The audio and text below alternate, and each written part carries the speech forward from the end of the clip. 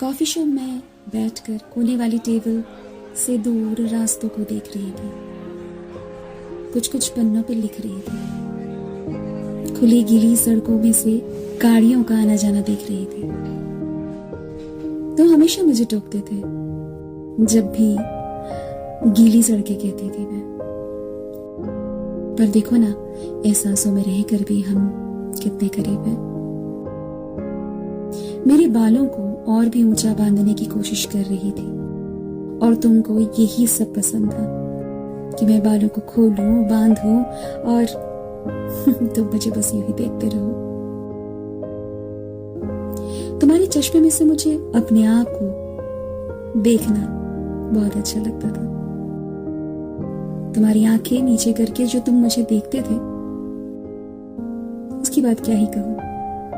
खैर, लाते cold coffee order किया है, लगता है देर होगी, पता नहीं कब मिलेगी। लिखने के इरादे से बैठी थी मैं। मुझे तुम्हारे लिए सब कुछ लिखना अच्छा लगता है। मेरे लिए तुम बहुत जरूरी से बनते जा रहे हो। तुमसे बातें करना, तुम्हारी बातों में जीना अच्छा लगता है। अपना ध्यान नहीं रख सकती हूं मैं, क्या करूं। जो मुझे कॉफी देने आई थी उसकी आंखें कुछ नम सी थी।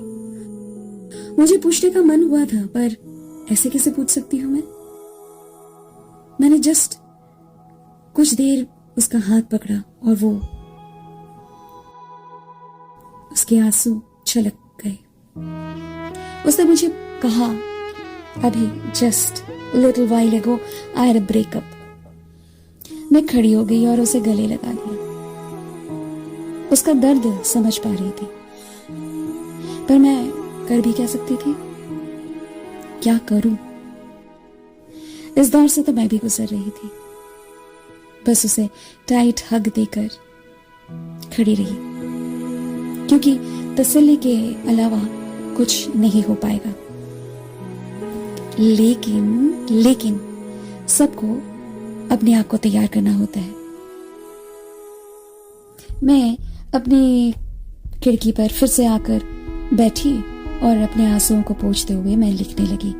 सोचा कि तुमको अपने दस्तावेज में कैद करके रखूं और अपनी आंखों में भी। कभी कभी मेरी बड़ी आंखें तुम्हें अच्छा लगता था, कभी यही आवाज तुम्हें अच्छी लगती थी, कभी इन्हीं आंखों के काजल पे तुम मरा करते थे। लेकिन मुझे पता ही नहीं चला कि कब तुम जा चुके थे, शीशे की तरह मेरे सपनों को तोड़कर।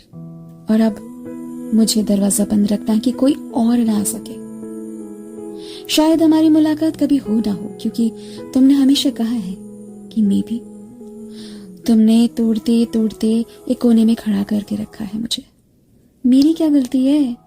प्यार करना कहाँ का जुर्म है। अच्छी बात है तुमने अपने आप को कठोर बना लिया, लेकिन मेरा क्या। किसी को भी जिम्मेदारी लेने की जरूरत ही कहाँ है। सब कुछ अपने अपनी जिम्मेदारी पे होता जाएगा।